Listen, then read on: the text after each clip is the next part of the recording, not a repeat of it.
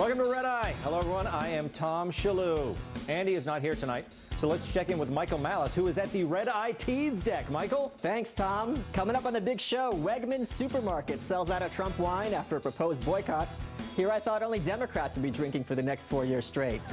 Plus, retired baseball great Jose Canseco goes on a lengthy Twitter rant warning humanity of the dangers of robots. I guess steroids aren't that harmful on the brain. Eat clean and trend hard.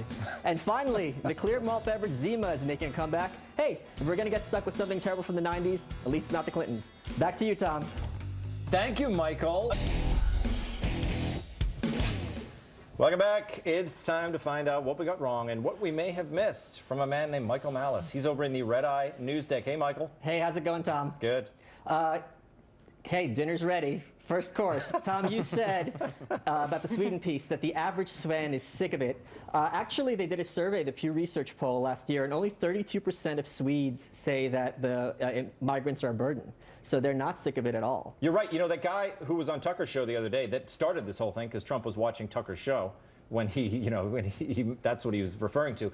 The guy said it's amazing that more Swedes aren't up in arms about this because it's getting to be a problem. Well, they're only 4.6% of the population, but at this rate, it won't be the average Sven, it will be the average Mohammed in a few years. Stephen, you said that the fact that Sweden only has one Twitter account tells us all we need to know about the country. What exactly is that telling us? It's telling us that Sweden is a very, very tiny country and easy to overrun. It's basically like Canada could occupy Sweden right now with no problem whatsoever. Because if you've got so few people that you can just go, okay, you do the Twitter. And I mean, they really don't need to organize it. Who's up next? Yeah, the guy outside. It's a nice little boutique country, and that's why they can get away with socialism. Is it fair to say that they only need 140 characters? Yes.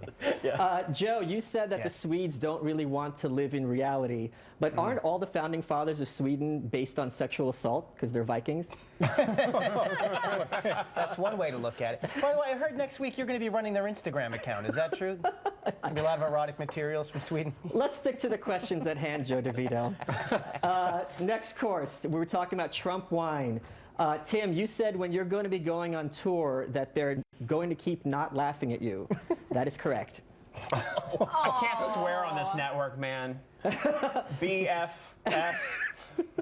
I don't know the lingo. I'm too old for that. Kirsten Haglund, you said Wegmans is the best, and you're asking why they aren't boycotting Whole Foods.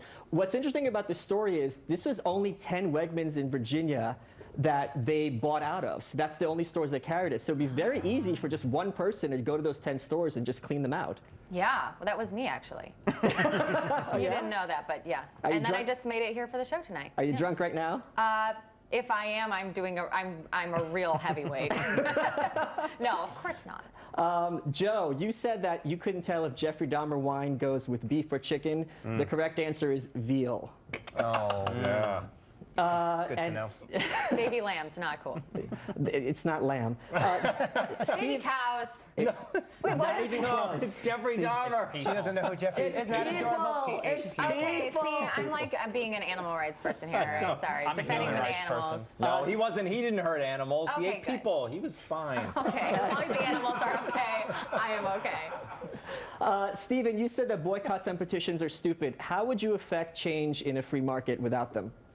Oh, I'd just check out. I wouldn't affect change anymore. I would like to use the power of the purse, but my purse has never been big enough to influence anything. So I think I would just check out. Yeah, petitions though, no. Why do you have a purse? I'm the 80s. It's a long story. Cocaine, and we were all trying to be a little hipper then. I'll allow it. Okay, third course, Jose Canseco. Joe, you were talking about the robots taking over. Thank you for using the correct Russian pronunciation on that one.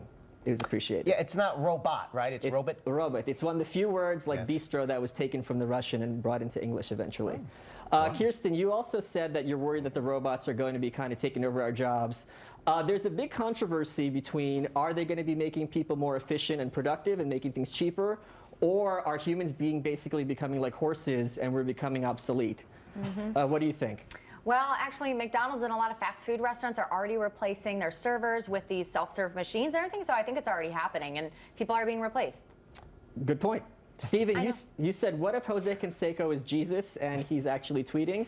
Actually, Jesus never wrote his own words. It was all secondhand, so you don't have to worry about that. Okay. Thank you. So you're all set. Okay, last course. We were talking about the translators. Joe, careful with that Godzilla joke. It's an antique. Oh, come on now. Oh, yikes! Swing and a miss. I feel like Jose Canseco, I guess. Big Godzilla fan. Smog monster? Stephen, you said you wanted to hug Trump. Just be careful. Trump hugs back. That's okay. I got a wire brush. Kirsten, you said that the media always focuses on one comment that Trump makes and they play it up and try to destroy him. I've heard the theory that he will often throw out an incendiary comment intentionally, knowing it's going to get free coverage, and that they will be repeating it because it'll reach the audience. That way he gets free press. Oh, absolutely. That's why he tweets before 9 a.m. Sad. Michael, I've heard that you sometimes say incendiary things hoping they'll get bleeped so that your next one will get in. I have no idea what you're saying. I've never heard such a thing in my life. I thought he told me. And last thing, Stephen, you implied that was personal. That was personal bonding time. Stephen, you imply that the media makes up its own narrative. Isn't that what you're supposed to do when you're writing a story?